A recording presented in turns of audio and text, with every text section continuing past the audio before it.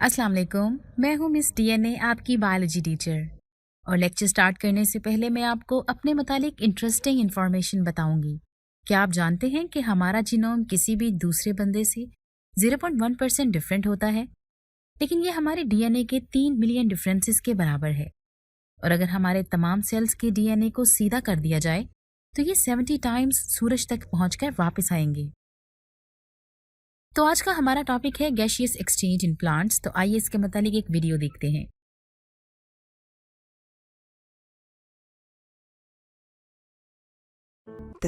The सन, सूरज। सूरज से energy plants के chloroplast में आती है और फिर वाटर और कार्बन डाइऑक्साइड को अपने साथ मिलाकर क्लोरोप्लास्ट एनर्जी को ग्लूकोज के बॉन्ड में लॉक कर देती है। ऑक्सीजन भी बाय प्रोडक्ट के तौर पर रिलीज होती है। इस प्रोसेस को फोटोसिंथेसिस कहते हैं। माइटोकॉन्ड्रिया फोटोसिंथेसिस के प्रोडक्ट्स को लेकर ग्लूकोज की एनर्जी को अनलॉक करके लॉट्स ऑफ एटीपीज में कन्वर्ट करते हैं, जिसे एरोबिक रेस्पिरेशन का प्रोसेस भी कहते हैं। एरोबिक रेस्पिरेशन के प्रोडक्ट्स फोटोसिंथेसिस के रिएक्टेंट्स होते हैं। एरोबिक रेस्पिरेशन का असल मकसद एटीपीज बनाना है और इसके लिए वो सूरज से एनर्जी लेते हैं।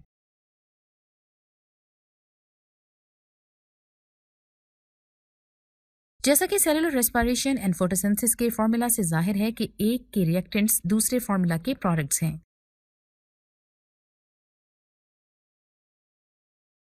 रेस्पिरेशन और ब्रीदिंग का सबसे बड़ा डिफरेंस ये है कि रेस्पिरेशन एक मैकेनिकल और बायोकेमिकल प्रोसेस है जो कि सेल लेवल पे होता है, जबकि ब्रीदिंग एक फिजिकल प्रोसेस है जो कि रेस्पिरेशन सिस्टम में होता है। फोटोसिंथेसिस और सेलुलर रेस्पिरेशन के वक्त गैसियस एक्सचेंज डिफरेंट होता है। फोटोसिंथेसिस के दौरान प्लांट्स कार्बन डाइऑक्साइड एब्जॉर्ब करते हैं और ऑक्सीजन रिलीज करते हैं, जबकि रेस्पिरेशन के दौरान प्लांट्स ऑक्सीजन एब्जॉर्ब करते हैं और कार्बन डाइऑक्साइड रिलीज करते हैं। तो बच्चों, आपने अक्सर सुना होगा कि ट्रीज के नीचे नहीं सोना चाहिए। क्या आप बता सकते हैं कि ऐसा क्यों है? आप ये लेसन गौर से सुनिए और फिर इसके आखिर में हम इसका आंसर देखेंगे और यही हमारी टिप ऑफ द डे होगी। तो चलिए अपने लेक्चर को कंटिन्यू करते हैं। प्लांट्स के लीव्स का स्ट्रक्चर इस तरह का होता है कि वो सूरज की रोशनी को ट्रैप कर सकें।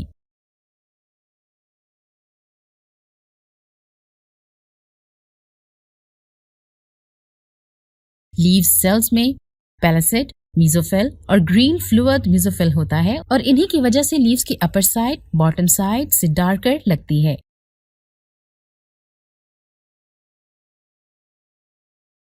आप लोग जानते हैं कि बहुत से लीव्स का सरफेस एरिया ज्यादा होता है ताकि वो ज्यादा से ज्यादा सनलाइट को कैप्चर कर सके।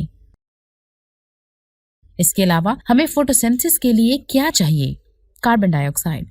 और यहाँ पर लीव्स के बॉटम आती है जहाँ छोटे छोटे पोर्स होते हैं जिन्हें स्टोमेटा कहते हैं, जो ओपन होते हैं ताकि कार्बन डाइऑक्साइड लीव्स में जा सके। और इस पैसेज का कंट्रोल गार्ड सेल्स के पास होता है, जो कार्बन डाइऑक्साइड को तो अंदर जाने देते हैं लेकिन पानी को बाहर नहीं निकलने देते।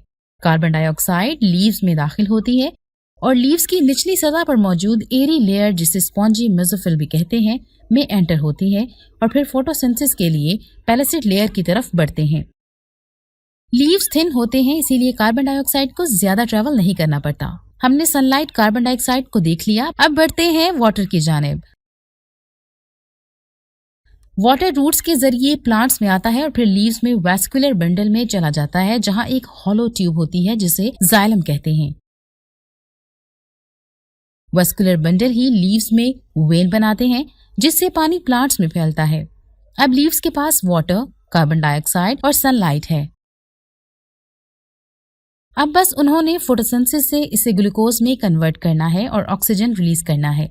अब सवाल ये है कि लीव्स किस तरह बैक्टीरिया वगैरह को अंदर दाखिल होने से रोकते हैं और इम्पॉर्टेंट इंग्रेडिएंट्स जैसे कि पानी को बाहर नहीं निकलने देते। तो इसका आंसर ये है कि पैलेसेड मेसोफिल के ऊपर स्पॉन्जे मेसोफिल के नीचे एपिडर्मस सेल्स होते हैं जो वैक्सी क्यूटिकल पैदा करते हैं, जिस बात को इंश्योर करते हैं कि इन और आउट सिर्फ स्टोमेटा के थ्रू होती हैं।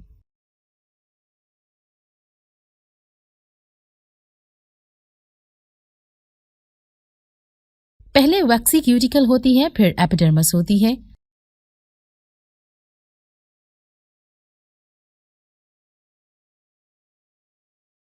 फिर क्लोरोफिल आती है जहां पेलासेड मेसोफिल होता है। फिर स्पॉन्जी मेसोफिल आता है और इसके दरमियान एक स्पॉन्जी फेज आती है जिसे वैस्कुलर बंडल कहते हैं। इसमें जाइलम एंड फ्लोएम होते हैं जो वाटर और शुगर को ट्रांसपोर्ट करते हैं।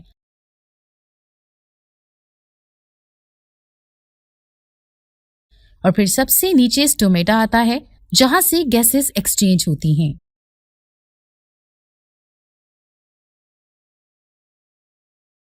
लीव्स डिफरेंट शेप्स और साइजेस में आते हैं।